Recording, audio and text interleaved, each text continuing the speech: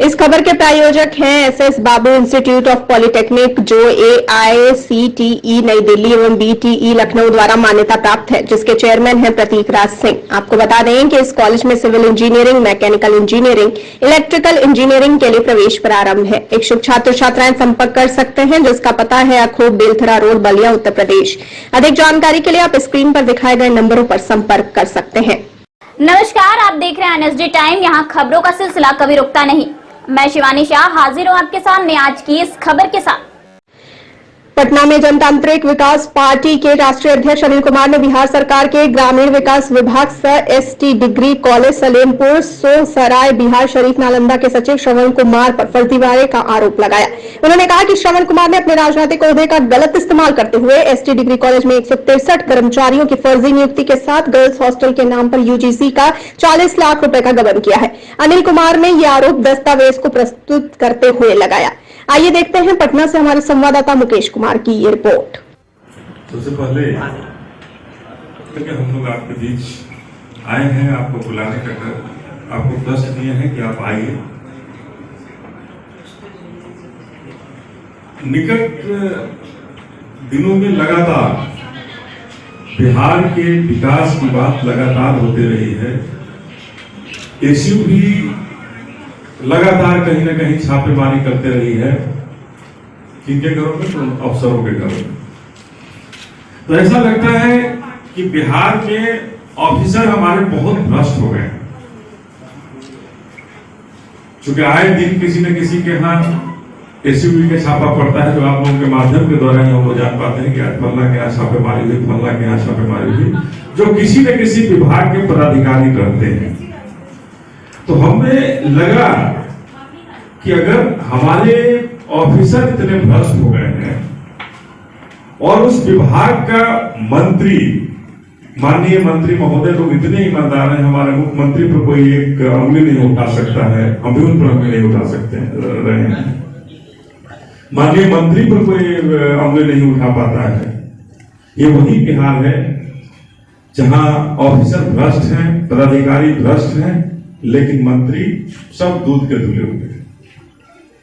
हम एक सवाल लेकर के आए हैं, उन सवाल को आपके माध्यम से माननीय बिहार के मुख्यमंत्री जी, सूबे के माननीय मुख्यमंत्री से पूछना चाहते हैं, और जिनके खिलाफ हम आरोप लेकर के आए हैं उन माननीय मंत्री जी से भी पूछना चाहते हैं कि बहुत पहले से हम लोग सुन रहे हैं बिहार में शिक्षा माफिया, बिहार में शिक्षा माफिया।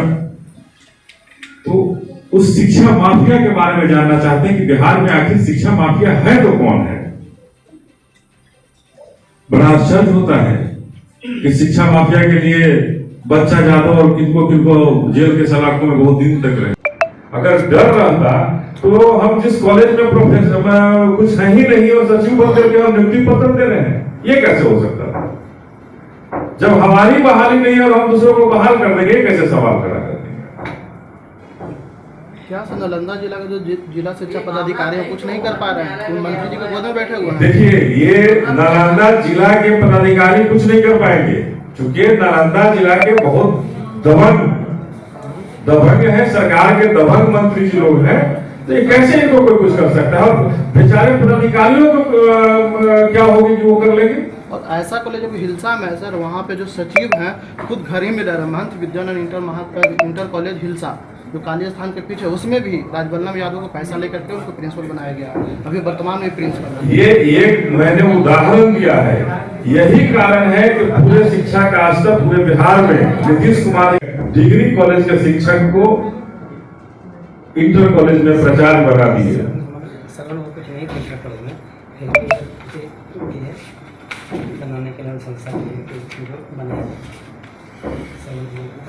तो जारी किए हैं जिसमें कहे हैं कि इनको इंटर कॉलेज का प्राचार्य बना दिया है।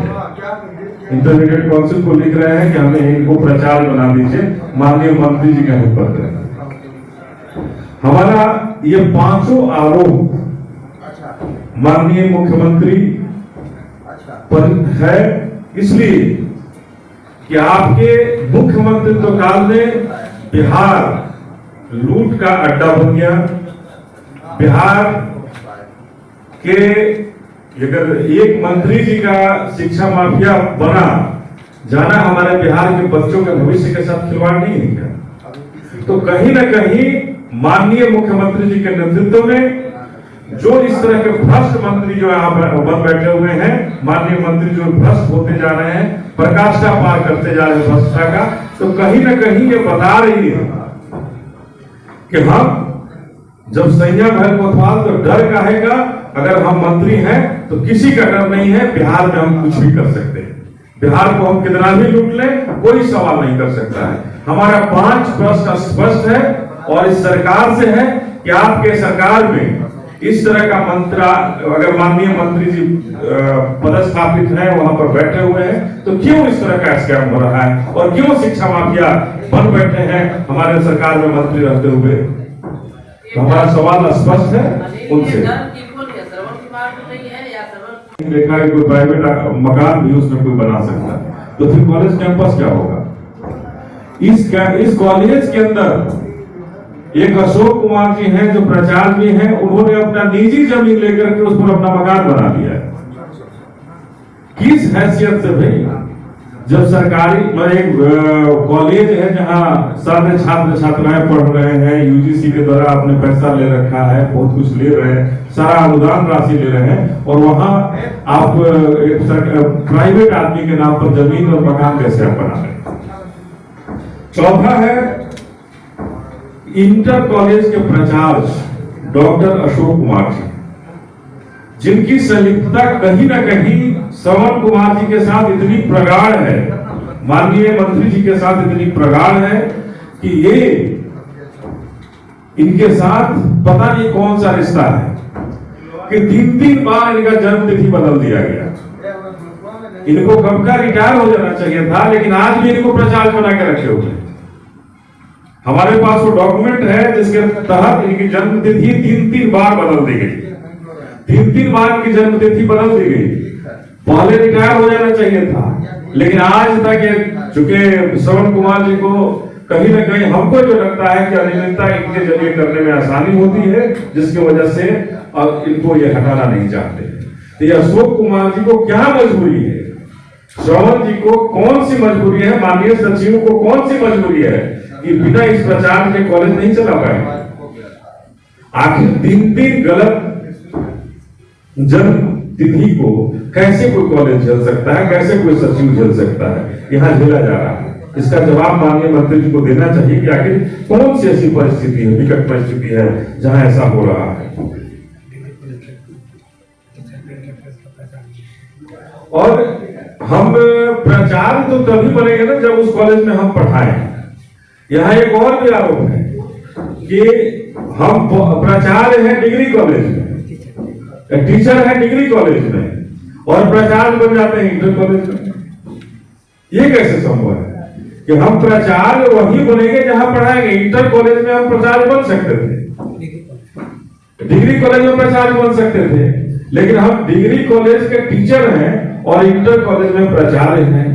ये अनूठा बिहार है, और यही कारण है कि हमारा विकास शिक्षा के माध्यम में सबसे ज्यादा हुआ है। क्योंकि ऐसे शिक्षा माफिया हैं जहां शिक्षक की नियुक्ति ही, प्रोफेसर की नियुक्ति ही घोटालों से करते हैं, तो वहां कैसे हम पढ़ाई का विश्वास करेंगे? तो ये लोग आरोप लगाते हैं कि इसमें इन्होंने करोड़ रुपया उस समय लिया। आखिर बिना लिए इतना बड़ा झूठ क्यों ये करेंगे, गलत क्यों करेंगे? तो हमारा आरोप है कि 2008 में जब खुद नियुक्त हो रहे हैं तो 2005 में इन्होंने नियुक्ति पत्र कैसे पाठ किया?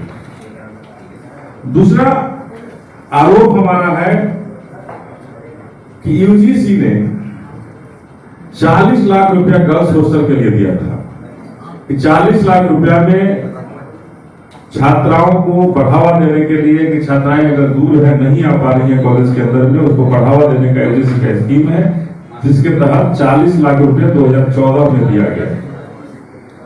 2014 में जो दिया गया 40 लाख रुपया यूजीसी के द्वारा, वो रकम इन्होंने लिया, उसमें अपनी जमीन को इन्होंने दिखाया कि हमने दिया है, और वो जमीन वही जमीन जो इंटर कॉलेज के निर्माण, इंटर कॉलेज के लिए दिया था, उसी जमीन को इन्होंने 2014 में यूजीसी को भी दिया कि हम इस पर गर्ल्स हॉस्टल बना लेंगे। एक तरफ उसी जमीन को ये इंटरमीडिएट काउंसिल को भी दे रहे हैं कि हम इस पर इंटरमीडिएट कॉलेज इंटर कॉलेज खोल रहे हैं। एक तरफ इंटर कॉलेज खुल रहा है और दूसरी तरफ उस पर गर्ल्स हॉस्टल का निर्माण के लिए भी यूजीसी से 40 लाख रुपया ले लिए। हमने अपने स्तर से पूरी तहकीकात कर ली, लेकिन जो यूजीसी को जो दिया गया था उस पर कहीं भी गर्ल्स हॉस्टल नहीं बना है। यूजीसी को जो प्लॉट नंबर दिया गया, खाता नंबर जो दिया गया, उस पर गर्ल्स हॉस्टल नहीं बना पाए। 2014 में रकम लिए, आज तक 2022 तक वो नहीं बना। 40 लाख रुपए इन्होंने सीधे सीधे गवर्न कर लिया और ये सचिव स्तर से इनको पता करना चाहिए, बताना चाहिए कि आखिर ये 40 लाख रुपए कहाँ गए। 2014 में यूजीसी के द्वारा 40 लाख रुपए जो कॉलेज को लिया वो 40 लाख रुपए इन्होंने कहाँ गवर्न कर दिया। तीसरा आरोप है कि कॉलेज कैंपस के अंदर हमने आज तक किसी कॉलेज, तो इन्होंने सबसे पहले हमारा जो आरोप है इन पर वो है कि केएसडी कॉलेज में इन्होंने 163 फर्जी शिक्षकों की नियुक्ति की।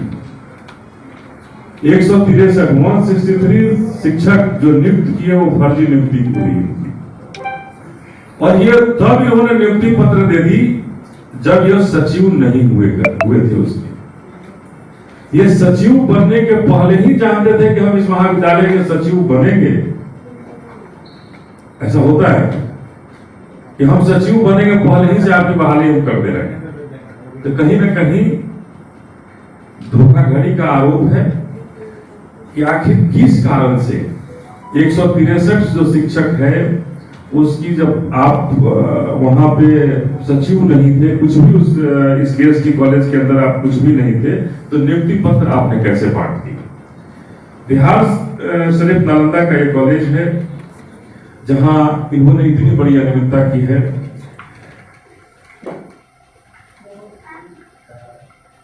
कॉलेज के सचिव 2008 के 20 अक्टूबर को बनाए गए। 2008 में 20 अक्टूबर को सचिव बनाए गए थे, लेकिन उन्होंने नियुक्ति पत्र जो दे दी वो 28/5/2006 को ही दे दी। 1-2 दिन का विषय नहीं है, 2 साल पहले इन्होंने नियुक्ति पत्र बांट दी। और उसका हमारे पास प्रूफ है जो हम आपको बताना चाहेंगे कैसे उन्होंने दी है। तो ये प्रूफ है,